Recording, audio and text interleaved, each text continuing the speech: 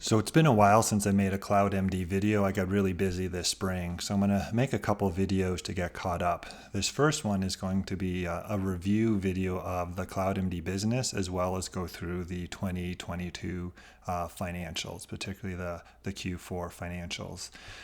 In Q1, they changed some of the names of their segments, so this video will go through the old names compared to the new names. So before CloudMD in 2021 and 2022 used three main categories in their business: enterprise health services, digital health services, and clinic and pharmacies. I'm sort of including another section of discontinued operations. That's sort of not a category they would use, but one that they do have and hopefully will be going away. They've eliminated the clinic and pharmacies after Q2 of 2022. And then now this year, they're just renaming. There's no real change in the businesses. And I'll go through the before and after categories, and there's no difference. But now I got to rewire my brain, and you need to get used to the terms health and wellness services and health and productivity solutions. So they've got their services and their solutions. I certainly still think of them in my head under, the old enterprise health services and digital health services. And again, there's no clinics and pharmacies. This is from the MD&A, exact same language. I just want to highlight that there's no difference in how they've organized their business segments. So enterprise health services, 2022 and before, and in the future, health and wellness. All the language is exactly the same. So it's in health and wellness services. This is the main part of their business. This is 3/4 of their business. Most of their press releases talk about the growth and annual recurring revenue contracts that they've gotten. Their main goal is to get recurring revenue, though they do sometimes bill per individual case or service rendered. So their sort of categories are health support services, and I believe this is probably the number one in terms of revenue generator of their three categories in their services side. I'm guessing rehabilitation and assessments is last, and then their third one is assessment management. They don't break the revenue out for these three, but ultimately this is the big part of their driver, that first category. The old digital health services, now their solutions category, has a whole bunch of little businesses. Now this is only about 1/4 or 25% of their whole business. So it's less important. The first part that they list is their benchmark systems, and this has been a category that's been shrinking and shrinking over time.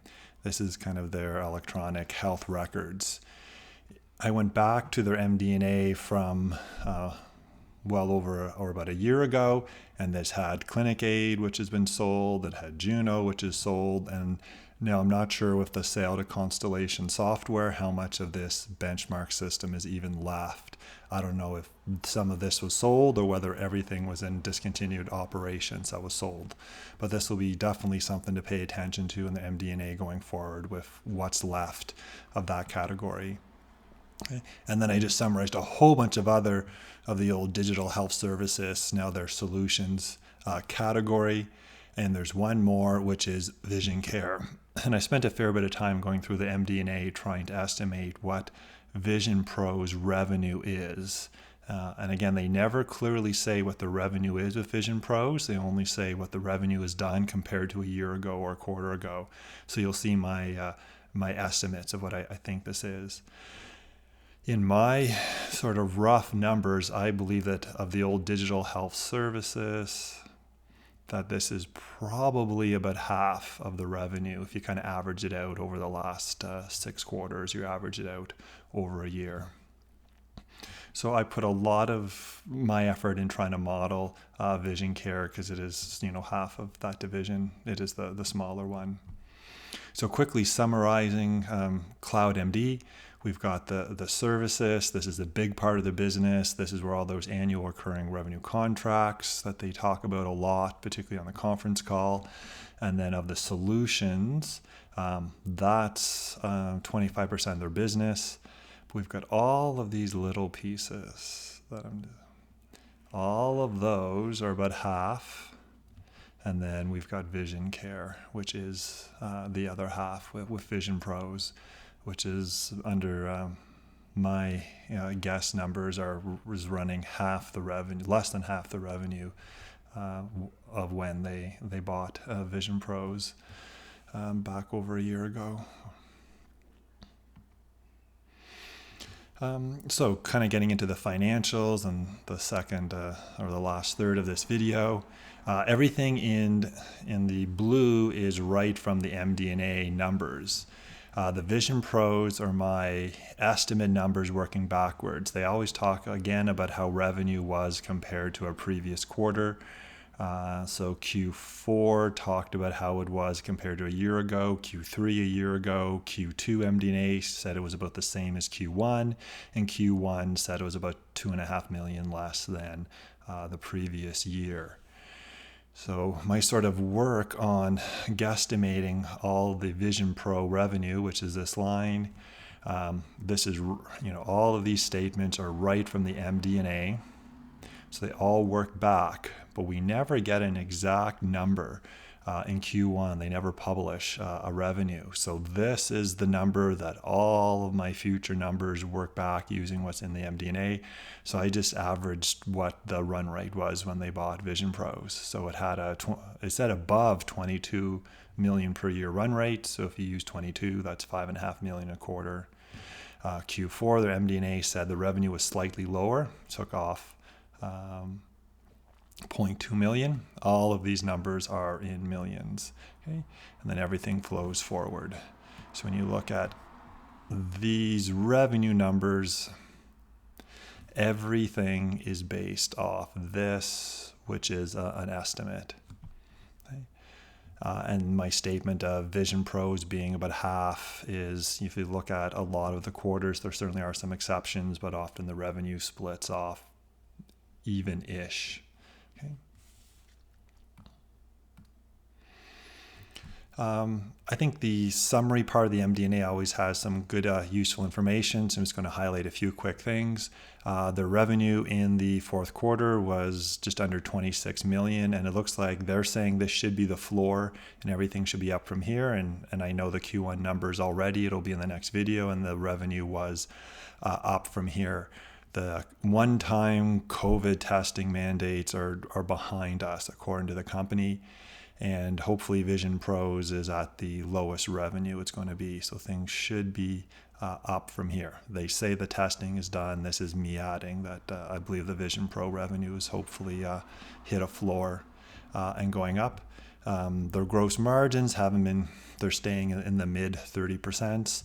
In the next video, I'll talk about their statement of where they think the company will go. And they said gross margins in the 40% range is their goal for like a couple of years out from now. They're trying to get to cash flow positive. So their adjusted EBITDA is a loss of about $2.5 million, $500,000 better. So they're making progress. We need to see this $5 million in annualized cost reductions really flow through and hopefully be cash flow positive in the second half of next year. Their normalized cash usage was $4.5 million, and they've got 24 in the bank. So they're definitely should be solvent for at least the next year or two, and hopefully they'll get to cash flow positive status before they run out of money and won't have to raise any money unless they wanted to buy something. So in terms of solvency, I'm not worried about that with CloudMD. They talk a bit about their annual recurring revenue contracts that they've picked up. And last, we've had these lines about discontinued operations, and hopefully we'll be done with that by the end of 2023.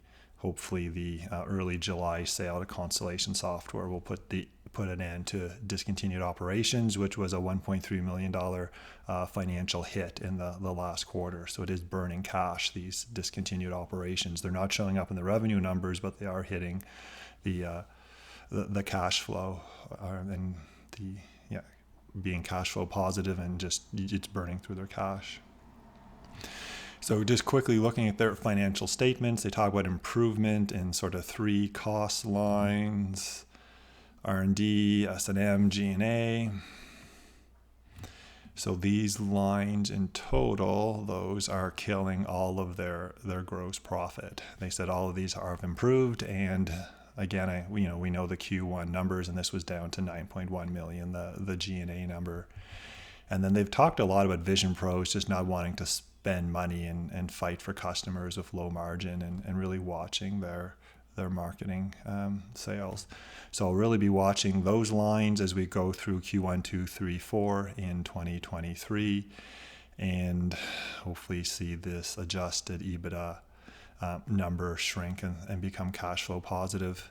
I think eventually we'll see the adjusted EBITDA become same as just EBITDA, as the discontinued operations are all sold off and that disappears. Hopefully this line goes, and their acquisition and litigation restructuring costs, hopefully as they get to a steady state, that can disappear, and then these two numbers should pretty close to merge going forward.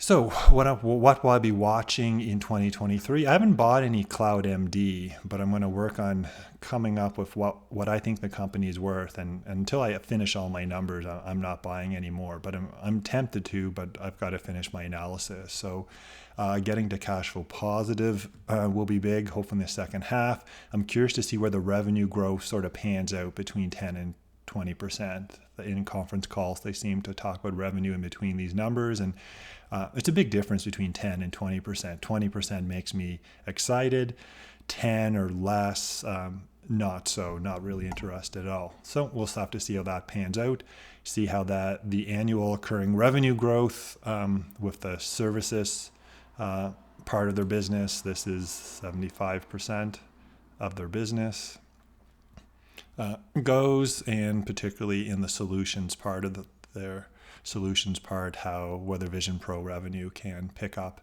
I'm figuring they're probably running less than 9 million of yearly revenue in 2022 compared to the 22 million run rate when they bought the company, so less than half. Hopefully we have an end of discontinued operations. It might be to Q4 before the financials are totally clean of that, probably not till 2024 with that sale to Constellation Software, which I own. This is my number 3 holding in my portfolio, so I was curious to see that name pop up. What is Constellation worth? The management really did answered a question beautifully of where they thought the company will be going, and I'll use those to sort of generate what I think the company's worth. So stay tuned for the next video about the Q1 financials, the asset sale to Constellation Software, and those comments from the conference call leading to potential valuations for cloud, or I'll sort of give some ranges, certainly not say whether I think it's a buy or not, but sort of come up with what I think it might be worth today. So hopefully you enjoyed this video. If you did, consider liking and subscribing, and stay tuned for the next one.